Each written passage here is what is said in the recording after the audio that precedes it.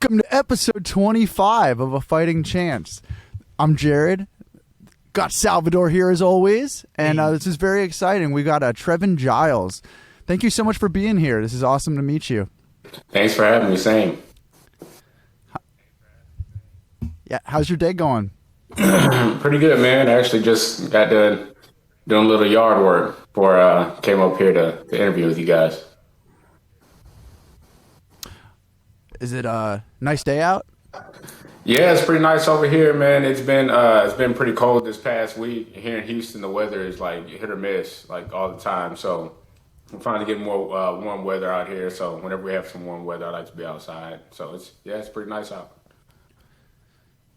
Yeah, I'm in Florida and the weather's beautiful today too. My wife was raking some leaves right before I started this podcast, so she got about 6 bags of leaves. I was very impressed with her. Yeah. She did a yoga class this morning, and then afterwards decided to rake some leaves because it was a beautiful day. So shout out to her, because I was doing a Twitch music stream because I play music, and then I came and did this podcast. So I felt very lazy and out of nature, and she was just like, "Oh, I did yoga and raked leaves." So I was very impressed. But and it sounds like you were on the same page as her, getting that sunlight in, and which is always a good way to start to spend a Sunday. Absolutely. Most definitely. But dude, Sal just told me okay. So every time we have a fighter on, it's really exciting. We're huge UFC fans and just huge fight fans in general. But every time we get somebody new on, you just become such a super fan of that person. And I've been a fan of yours for the last few years. Just since I've been a fan basically since COVID and the pandemic started, and that's when I got really into the UFC. And you were like on some of the big cards coming back to the live events. And today, like I was just going through even some of your old fights, and I had no idea you fought Brendan Allen, and I was just literally right before we started just checking that fight out, and I never watched even a fight from that organization, but it's one of the cool things about it was hearing the actual score in between rounds. I was like, oh, that's nice. They're like, oh, 10-9, and I'm like, oh, I like hearing that. But that was, first of all, just an amazing fight, like for as far as the adversity from the first little 2 minutes, and then turning that all around. It was like Brennan was just going for submission after submission and just getting himself into a world of trouble, it sounded like. And it was really cool. It seemed like I don't think many people would have known without pulling that up that you fought Brendan Allen, because everybody, I don't know. Everybody likes you. Everybody likes Brendan Allen. But people don't know the background of who people fought before the UFC. So Right. It's pretty cool. Yeah. That was definitely one of my favorite fights, and he's a good guy too. Both in For and out sure. of the cage. But yeah, it was definitely one of my most fun fights, and I believe he was the first person to give me some trouble like that. So it was good. It was a great experience. Yeah, it was cool. You were both undefeated going into it. Mm-hmm. I think you were 4-0. He was 2-0. And it's do you prefer being at 185, or now that you're 170 in the UFC? Like, is that what you're fighting in San Antonio at 170? Yes, I don't know which one I prefer. I feel like I haven't been at welterweight long enough really to give a good comparison. I've only had a couple of fights. I feel like I'm still kind of getting into the weight. Yeah. But 185, I've had really, really exciting fights at 185. Also fought at 205, which I wow. don't belong there, but I've had my fastest finishes at 205. So yeah, I'm not sure. Out of 185 and 170, we'll see. Right now, I'm getting comfortable at 170. I feel like I look better. I feel better. I feel faster and more athletic. I just got to kind of put it all together. Do you have to be pretty disciplined year round to get to 170, or to stay around that comfortable weight to make the cut easier? No, I wouldn't say that. Just because even when I was at 185, I wasn't always that far away, and I'm a small 185er, or one of the smaller 185ers. But no, it's not an all year round thing. I get to enjoy myself and and kind of let go after fights and celebrate and stuff. But I just have to make sure I manage my time wisely when it comes to getting fights and stuff, right? And especially if I feel like I may get something short notice, I'll make sure that year round I'm taking care of it, you know. But if not, and we don't really have anything lined up, then I get a chance to relax and enjoy myself. You got some good food around you, and you're in San Antonio right now, or I'm in Houston right now. Yeah, I live in Houston. Okay. Hmm. Okay. Yeah. Good food in Texas. Everywhere in Texas has great food. For sure. Get a little bit of everything. It's the best. I went to a friend's bachelor party in Austin, and they had Franklin's barbecue, like basically ready, like waiting for us when we got there. And it was just like every meat you would ever want. And it was just the whole weekend. All we ate was Franklin's, and that place is amazing. Yeah, I'm not sure if I had Franklin's. I've had, would you say Austin? Yeah, it was in Austin. Jerry Black's out there. It was pretty good. Yeah, I've been to a few places, and you really just can't go wrong. There's the popularity contest of like 3-hour lines outside of places. And Right. Yeah. it's just it's like, who can smoke better meat? I don't care as long as it's smoked meat. I'll take it. But you've got a pretty cool story, man. Like, just hearing about your background, being a police officer, and now you're just a full-time fighter even like I said, when I started watching fights, hearing the right before the fights happen, the little interviews, like you get really very drawn into your story because it's a different kind of thing, and I'm sure I don't know, like I think about. I always, like, when I was growing up, like, you'd see police officers and you'd be like, how many of these guys could really kick ass, like, if they needed to? And it wasn't always, like, in my mind, I was like, you would hope all of them would be able to, but I never got that impression. But, I don't know, did you ever train with a lot of, people on the force with you? I trained with a couple of them. For the most part, so our police academy is around 6 months, before 6 months of training before you get out and you become like a probationary police officer, and you pretty much got to follow, another police officer around, like a senior police officer around, so you figure out what you're doing. But within those 6 months, before those 6 months, these are just regular people, Right. they're, Right. they either work at like Academy or Walmart or just wherever. They got regular jobs and they're just trying to make it, Then Yeah. they apply to the police academy, get into the police academy. And then within those 6 months, there are so many things you have to learn.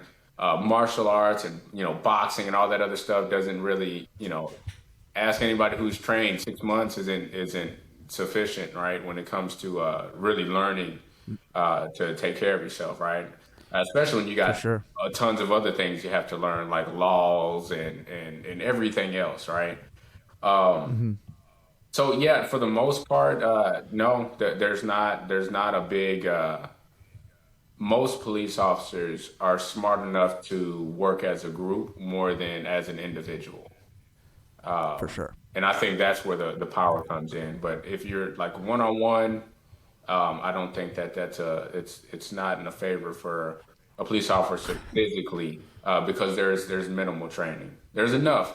Some may get by, but it'll be like just your chances of winning a fight against somebody in the street. You don't know what their background is, right? So whatever they did before the police academy, more than likely will have them. Will either give them the edge or you. And were you fighting before the academy? Before the academy, yes. So I actually did a lot. So actually, my amateur career started when I was in college. I ended up graduating college, having more fights. I ended up having, before I got to the UFC, I believe I had 9 or 10 fights, pro fights already. And then once I wow. got into the UFC, I had 2 more fights where I had some nice knockouts. And then I went on a break to become a police officer because it was a goal of mine to be able to do both because they were both careers that I liked. So I Yeah. decided I could do both, and I started doing both. So by that time I had about 11 or 12 fights before I actually became a police officer. Was fighting your first? Was that your first sport, or were you playing sports growing up as a kid? Like, what's your background there? Football. I grew up Nice. playing football in high school. Tried to play some in college. Didn't really work out. And as far as being able to get to the tryouts in college, so I ended up missing tryouts and decided that I wanted to stay in shape. Till the spring came back around, and I ended up training in martial arts, and I stopped football and kept training. Were you aware of MMA prior to that? Like, did you watch, or it was just kind of you started training? No, not really. I didn't really watch it. I mean, every now and then I would see it a little bit. You know, I wasn't like a fan or anything, or sitting around really watching fights. But I mean, it's kind of hard to just miss it because it kind of hits the internet, and you kind of Right. you see knockouts and stuff happening, and then you realize, I mean, if you look at it, these are obviously really good athletes, right? To be able to fight for one 5 minute round is a lot to be fighting for 5 minutes, right? I mean, but to do three of them or five of them is you got to be in good shape. So that's kind of what drew me in, like just to start to stay in shape in order to get back into football. I wanted to have something different than everybody else, something that would make me stand out. So that's initially why I ended up joining or training mixed martial arts just to be in shape. So yeah, I saw it and I realized that we're some of the best athletes. So that And really gave me the push. are you a fan now, or because like we've had a couple guys on that aren't really fans, they just enjoy fighting or they do it for the money? Are you someone who enjoys the sport? I enjoy watching it when there are big events, but I'm not a huge fan of it. Um, as far as I mean, you could ask me about so many fighters, and I would know like probably like 20% of the fighters in the UFC, if that. Right? Like I don't. There's so many. Yeah, There are a lot of them. There are a lot, and there are new ones coming in. Yeah. So my yeah, coach will know like freaking college wrestlers and stuff that like stuff that I feel like most people just wouldn't know. It's like he just sits down and watches any form of martial arts all the time, and he just knows what's going on. So I don't Yeah. know almost anybody in UFC, but the really big guys that everybody knows. So and then some of the guys that I follow. Did you watch UFC? Sorry, I was going to ask you if you watched UFC 284 in Australia. I did watch that. That was a nice card. It really was. It's so, because even if you you think about like the Brazil card and you think about the one in Perth that just happened, and then France, like all these ones where they're going to places where they don't get these cards often.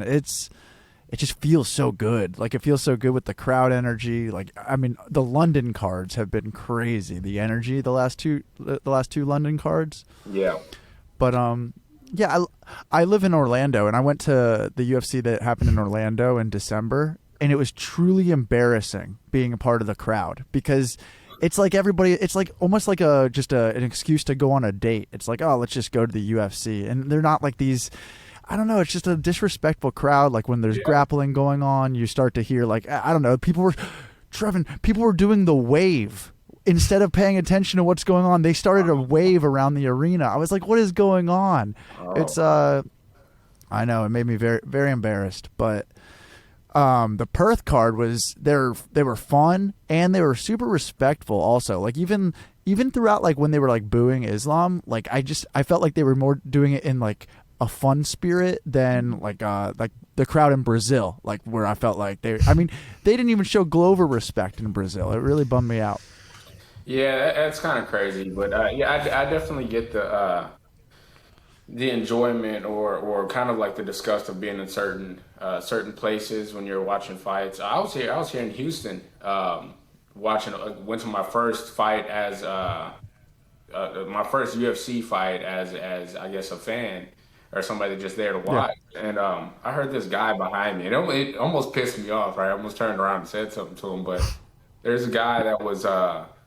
I forget who it was, but he yelled out "pussy," right? Like and it was like talking about the guy, right? And I'm just like, dude, I was like, if everybody was just quiet when you said that and he looked at you, piss on yourself, right? Like you're disrespecting this man, right? So to me, it's a strange thing, and he was doing nothing to be called that, right? The guy was in there competing, Yeah. you know. Yeah. So I don't know. Yeah, I don't really like disrespect when it comes to that sport because it's such a brave thing to do, you know, just to get in there and risk being humiliated, right? You know, risk getting knocked out and stuff in front of people, in front of your family, right? I mean, most people don't have people watching them do their regular 9 to 5s when they're not risking anything. Absolutely. But Exactly. you get to step in there and risk getting knocked out or something bad happening to your health, you know? So I don't know. I feel like people should respect fighters more. 100%. I was in a touring band, and we used to tour a lot over in the UK. And we went to a WWE event once. I think those are the letters. It might be WWF. I'm not sure anymore. But a wrestling event, and we were in the UK fans over there. Like they are. I mean, we're Americans, so it was like we had no respect for anything. So, and they're like sitting there in silence, like all these UK fans. And and Kane, the wrestler, like I mean, I remember Kane when I was a child was wrestling in this event, and my singer just stands up and goes, "Shit on his face, Kane!" And it was like literally, like it was the funniest thing ever because all these UK fans are just sitting around and now just staring at my singer, just like, what are these guys doing here? But definitely a different energy. Like the UK crowd for wrestling is like tame compared to the way they are at MMA events, at UFC events specifically. Yeah, and it's pretty dope whenever you go places that don't usually have a certain event, because I feel like the appreciation for it becomes a big deal. I was in where is it? Fresno, California. That apparently there's not really. I wasn't really familiar with it, but there's not much going on over there.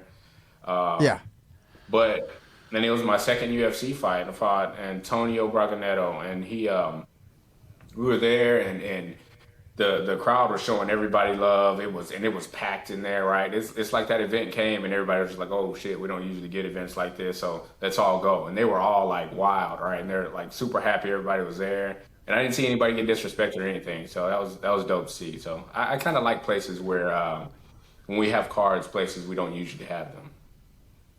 Well, this card coming up, they haven't been to San Antonio in a little bit. It should probably be pretty exciting. Mm-hmm. If you base it off what happened in Austin last year. Yeah. That's a really good card too. Like I didn't know that they changed the Cheeto and Sandhagen fight to out of the Apex because I was really bummed out when I found out that was going to be in Vegas at the Apex, and then to hear that they changed it and you're on the card. Mm-hmm. I'm very excited for that fight now. Yeah, it's gonna be a great card. Canceled off of one of the cards that just happened, right? Maybe it might have been this one that just happened with Aaron. I think it was this weekend, and then they moved it to March. Gotcha. Yeah. So I'm excited about that. That's good. That's good. It makes the card so much better. That's a tough fight though. Like that main event for me, I love both those guys so much. As I've been a Sandhagen fan for a while, and I think Cheeto can be the champion. I think they both could be, but I'm really been pulling for Cheeto for a long time. So yeah, it should be great. How much do you know about your opponent? Have you been studying tape? Like, what do you do to get prepared? Yeah, we study tape. I don't know a whole lot about him, other than studying tape and stuff. A lot of people always ask like what gym guys are out of. I'd never know that. I don't even know why that matters sometimes. Right? I mean, it's like just because you train at a gym doesn't mean you're gonna do anything specific to what the gym does, right? I mean, more than likely you're gonna do what you do in fights, right? That you have, you know. So, but yeah, I know the guys. He's comfortable striking, and I feel like he really loves getting it to the ground too. He's well rounded. He's a good fighter. I think it'll be exciting to fight him. So I think it'll be good. It'll be a good match. Do you still feel like you have the best jab in the UFC? Because I love that quote when you say that. Yeah, I definitely do. I definitely do feel. And you know what? And I said that once, and then Somebody else said it after I said it. And I was just, who was that? I've heard Rob Font say it. I Rob Font, think. yeah. That's who it was. It was fine. Nice, nice. Okay. Yeah. So yeah, I don't know. That Jack Della Maddalena's got a pretty good jab at this point too. Yeah, there are guys that have, and you know what? Honestly, I don't know if it's necessarily the fact that I have the most, as far as my jab, like the quality of my jab is the absolute best. Somebody else could possess a better jab. It's possible, right? But I don't feel like people utilize it like I do. Like to me, it's an actual weapon, right? Like to other guys, it's like they kind of probe it, right? Like Yeah. I would try to drop you with the jab, and other guys will, they just Mm. kind of poke it out there, So I just think I use mine different. How did you develop that too? Because you kind of keep like it's a different guard from other fighters. Was it like someone that you watched maybe specifically, or just how they taught you? You mean you said my guard? No, or well, your jab. I'm just saying kind of like how you hold your guard and how you're throwing out your jab is. It looks a lot different than other guys. Yeah, yeah. It's a little bit of, I don't know. I think that for me, it was just the guys that I train with. I mean, the reason why I even have such an emphasis on my jab is just because when I first started, I had a great boxing coach named Robert Jimenez. He was a really good coach, one of those like really old school and hard on you coaches that stressed having the jab. Uh, when you first start, I mean, my left arm wasn't really didn't have a whole lot of dexterity when I first started mixed martial arts and stuff, so my punching wasn't great. I just had a hard right hand. So then he got me working on my left, and he was just like, "Hey man, you need to just get reps with your jab. You need to use a jab, use a jab, use a jab." So then I got to the point where after training, I would just pop the jab on the bag, like just get a bunch of numbers in, and that's all I would do, just jab, jab, jab, jab. And then when I got to sparring, I worked everything else around my jab, and it kind of formed the fighter that I am. My guard was really just, I think that's what, I think my guard, like the way I hold my hands, is a product of being able to make my jab land. Because when you just have two hands up, and a lot of people don't understand that. They're always like, "Hey, put your hands up," right? It's like it's easy to say, right? Yeah. But Right. when your hands are down, there are different angles that happen, right? So I like going in between both of them, right? 'Cause you can find different angles. I mean, when my guard is up, I might hit some people with the jab, and then others that, they're used to seeing that, so they can defend it pretty good, right? So then my guard goes down a little bit, lower my hands a little bit. Maybe they'll throw a punch just because they feel like I'm open. And then, you get stuck with the jab, and it came from a different angle that you're not used to seeing. So I think it's just me adjusting and finding a way to land it on different people is the reason why I hold my hands the way I do. Yeah, and it's usually like a boxing thing. Like you see DP kind of holds his hands lower too, and he'll come up on some stuff. And it's easy to move your it's feet. Entertaining. Yeah. It's easy to move your feet that way. I mean, having anybody kind of glue their hands to their head and then try to be athletic with their feet is just not a thing, right? You're not gonna move well. So I think that it also helps you like counterbalance and stuff when you're moving around. Do you feel like you Sorry, go for it. No, you go for it. You said that you're saying that you're smaller at 205, you're smaller at middleweight. Do you feel like you're a bigger welterweight, considering there are some pretty big guys at 170? I feel like I'm average at welterweight. I think I'm a decent size for welterweight. I'm not. I might be big for some of the weight class, and I might be a little bit smaller for others. But I mean, from like 185 and up, it's almost like 6'4" is almost a standard. It seems like, right? Like these guys are like, Yeah. right. The shorter guys are kind of like 6'1" or 6'2", right? And then every now and then you got those guys that are like exceptions. Get exceptionally smaller guy or shorter guy, right? That'll happen, But for the most part, it's like 6'2" and up, right? Is the height, Then you get to 170, and then you get guys that are like 6 feet, maybe 5 foot something, So I think if anything, I'll finally be a little bit taller than some guys. But I'm usually the shorter guy at 185 or 205. How tall are you? 6 feet even. Nice. Yeah. See, that's perfect for 170. But Yeah. you're totally right. The 185ers, like at the top of the division, they're very tall. They're very tall guys. And some of them are freaking huge, right? Before the UFC, I fought Ryan Spann at 185. How did he make Yeah. 185? I don't know. I don't. Even then, when I looked at him, I was just like, we're going to weigh-ins. I looked at him. He's kind of walking around. We fought in the Golden Nugget in Louisiana, and I'm looking at him. I'm like, all right, I'm gonna have extra money in my purse, right? This guy's too big, right? He's not gonna make weight. Yeah. We'll fight, and I'll get some of his money. And then he made weight, right? I mean, guy had bigger arms than me, bigger legs, and he was like 4 or 5 inches taller than me. That's ridiculous, and they can make it. So I think 170 is a good move because it's weight classes are getting bigger and bigger. I mean, I think I saw a light that was like 6'3" or something like that, right? Like, I don't know. Yeah, Jalen Turner. Yeah. It's ridiculous, man. The sport's just getting taller and taller, man. So I hope one day we get to the point where we're not cutting weight anymore. Like, no more weight cutting, just everybody walking around at their true weight. I think that's the healthiest the sport will be.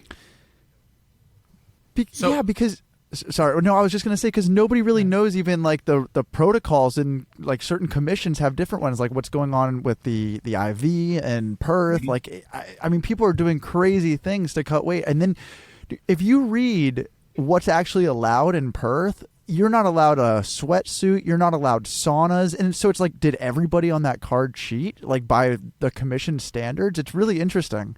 And then they say IV if you. Yeah, because then there's other places where it's like under 100 milliliters, I think, is like still allowed, and nobody really even knows that. I was checking into it. I was like, okay, it's just there's so much gray area.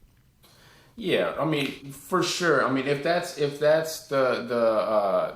was really the standard for the commission out there, that's yes, 100% everybody cheated, right? I mean, right? I don't even know why they would do that.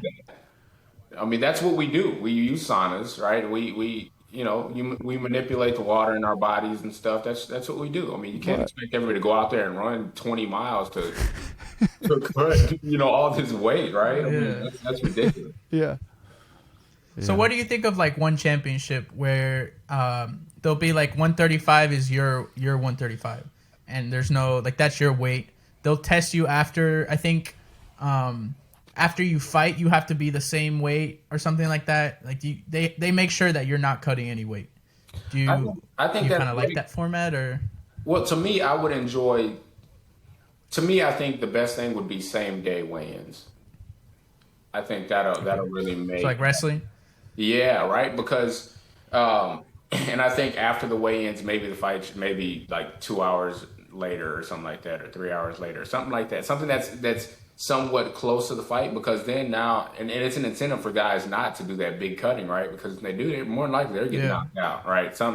That water's not able to sit back in you like it needs to. You're not going to get back hydrated, right? Like, and you're not going to get your nutrition and stuff in like you should, So I think if there were same day weigh-ins, people wouldn't cut like that, and you would see everybody go up a weight class. I love the clip of Robert Whitaker talking about Alex Pereira. It's so funny. He's like, how does he cut down to 185? He's like, he goes, I know how big Izzy is. And literally it looks like a guy, he goes, he has bigger hands, bigger everything. He goes, I don't understand how he's cutting that weight. Yeah, and he was freaking huge if you look at them, right? Like that they didn't look like they belonged in the same weight class, Same thing with like Paulo Costa. Like, how the hell does he make that weight? Right? I mean, he's like walking around. He's training at 240. Right. Yeah, exactly. Right. I ran into Usman one time. I forget who I was fighting, but I saw Usman, and I was at 185 at this point, and I looked at him, and he came up to me and he asked me something, and then I looked at him and I'm like, shit, this guy's like my height, right? We were 6 feet, and he's like muscle, right? I'm not built like Usman, right? And I was just like, what the fuck, right? Like, and at the time I was still cutting weight at 185. I never just not cut weight, so I was cutting weight at 185, and I just looked at him and I was like, shit, I don't understand. I mean, he's got to be what I weigh at least, built the way he Yeah. is. And he still makes it down there. I don't know. With some of them, it's like magic. Yeah, I was watching last night. William Knight. 205 makes no sense for how big he is because It does. it looks like a bodybuilder. Yeah, it's ridiculous. Crazy. But with some of those guys, I mean, they say that you hold on to more water, the more muscle mass you got. So maybe that's the thing. I mean, I get it with some of the wrestlers, because that's a lifestyle. Wrestlers, right? They cut weight. That's what they do. So Yeah. I get that. They kind of perfect it. So, but with some of the guys that don't come from real wrestling backgrounds and stuff, and they're like built like Nike and stuff, I don't understand that. I don't know how they make weight. There's a clip of William Knight, like the title of the video said, like in his training camp, he was benching like 460 pounds or something. I was just like, okay, like what are we talking about? Yeah, that's ridiculous. Most people can't squat that. No, And he's doing that in camp too. Like, yeah. Man. There was like a Navy SEAL book one time that was like, yeah, every Navy SEAL can bench over 405 pounds, and I was like, that's not true. Yeah, I doubt that. That's a lot of weight to be pushing. No, it's yeah. I think it's like one of those things that if they just say it enough, like everybody else will just start to believe it and be like, "Oh, that Navy SEAL's so strong." Right? Yeah, if you hear it on the video, then it's a fact now, right? Yeah, it seems like you can make everything a fact these days. Yeah, it's not hard. So, what do you like? Go for it, it. Sal. No, you go for it, man. No, you go for it. If I'm not wrong, this is your second camp not being a police officer, right? Yes. Yep. So is it like, are you settling into it? Do you prefer it? Because we've seen guys kind of like, first example comes to mind is Stipe. I know he wasn't a police fighter, but he was a fireman, and he has balanced that. How do you feel without that in your life? Well, it's easier in some aspects, right? Because number one, I get to train more, get more hours. I was surprised that I got away with it so long. Being a police officer and also fighting, right? Because a lot of these guys are in it full time, and I was still out there dealing with everybody else's drama, and then trying to just train in the mornings. I was training one time a day. Didn't have a whole bunch of time for strength and conditioning, and I still went on streaks and stuff at 185 and beat some pretty good people. So I was just blessed to be able to do that. But now I get more time with my family, to be able to see my little boys, grow and do stuff, and I'm not missing so many milestones and stuff. Be able to spend time with my wife. I also get obviously more training time, and I kind of just go in when I want. And I'm able to get more running and strength and conditioning and stuff. So it feels good. And also recovery, a lot of times I'll go train, be banged up and sore and stuff, and then got to go to work. Right. So now I don't really have to worry about that. And I get a lot more time to do the things I need to do. So yeah, right now it's way better not being a police officer. The only thing that I would say was better as a police officer was me keeping busy and not being able to eat whenever I want to. So that kind of helps out, right? Because if I get bored over here, I'll start eating. Oh, well, you kind of allude to it when you mentioned drama, but is there kind of like a break? Because I'm sure there's a lot of stress that comes with being a police officer. Especially these last few years, I can imagine. Well, I mean, the most stressful thing about it to me was really if you get like a late call or something, because then there's just you're forced to work overtime. And I mean, for instance, a DWI at when you're getting ready to get off, so I would get off at around 10. You get a DWI at like 9:45. DWIs take about 4 hours, right? Like, so it's you're working now, right? Like, and then not only that, I mean, they could take longer depending on who you're dealing with, right? If the person's drunk and they're just acting crazy and stuff, right? Like, there's just so many things you got to do, all right? So that was but other than that, I mean, being a police officer wasn't that stressful really for me. It's not what a lot of people think, right? I mean, you see the news and stuff, you see the worst parts of being a police officer, It's not like a gunfight every day. It's not like crazy drama every day. Sometimes it's just, hey, I'm showing up to work and I'm doing a couple of reports on a burglary of a vehicle or something, or somebody there's a trespasser here, or right. It's not always a big deal or some big stressful thing, right? That's just every now and then. So it wasn't that bad.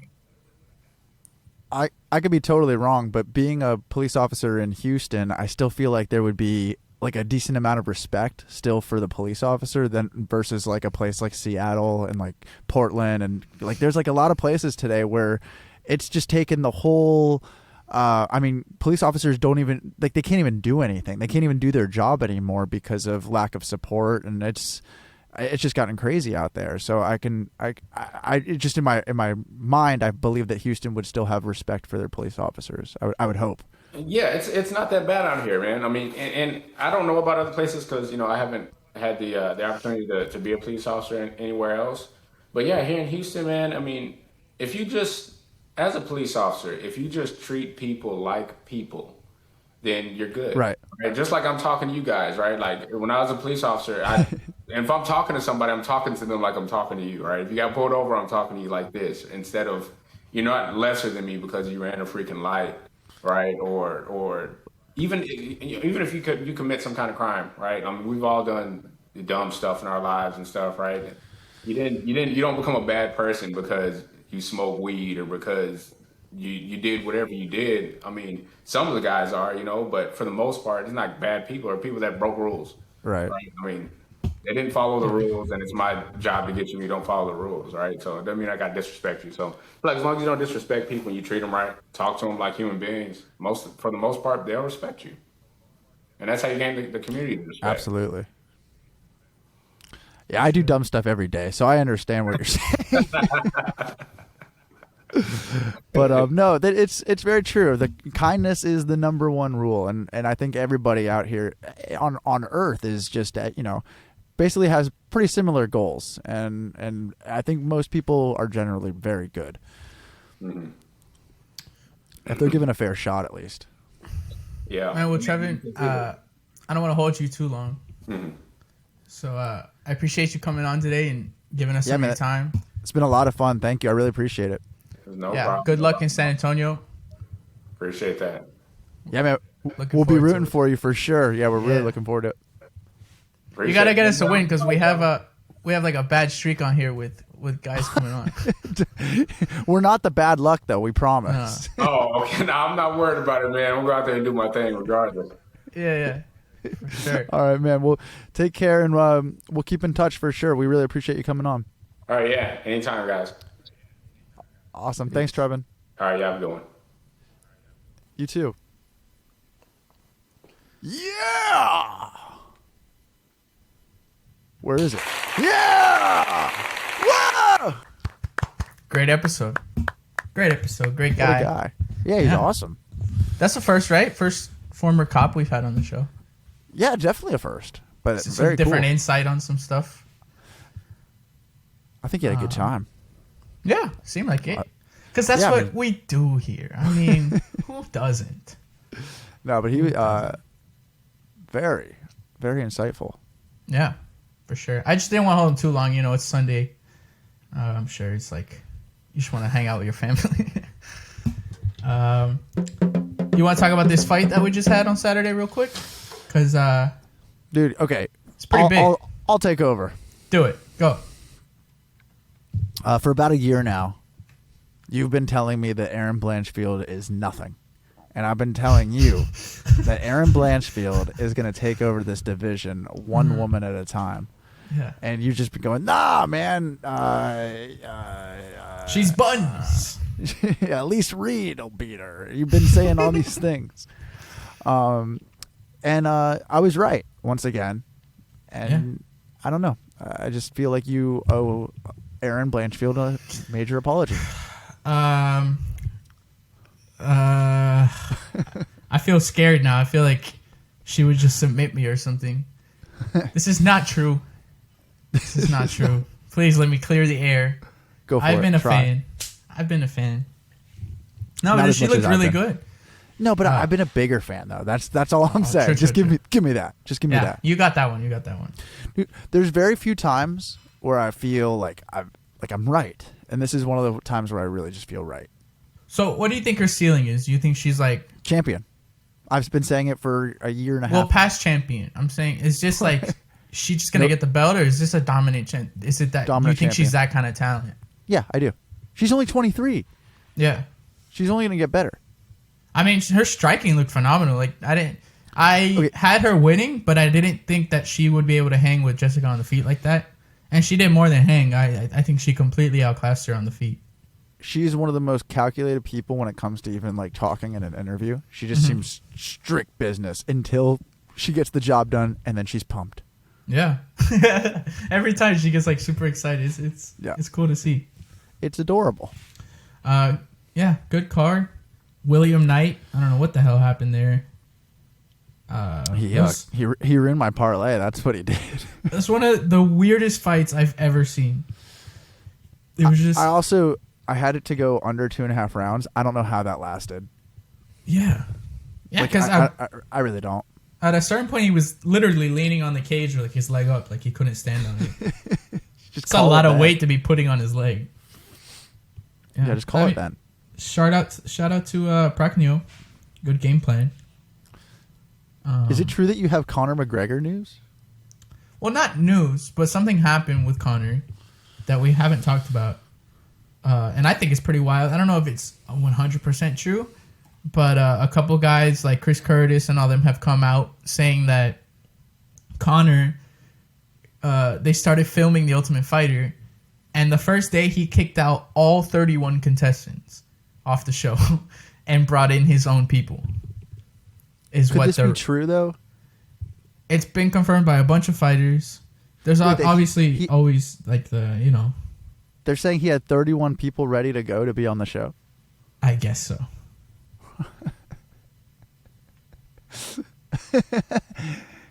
Okay, that's Gilbert Burns also confirmed it. That these people who were ready to go and be on the show have just been sent home. Yeah, and now there's actually like managers coming out and saying names.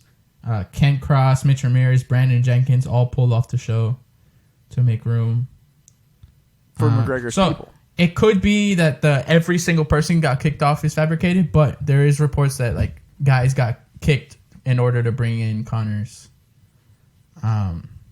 people, which I think is kind of crappy. If it's one or two, or if it's all 30, these guys expected to be on the show and have a chance to make it, and they don't even get a chance.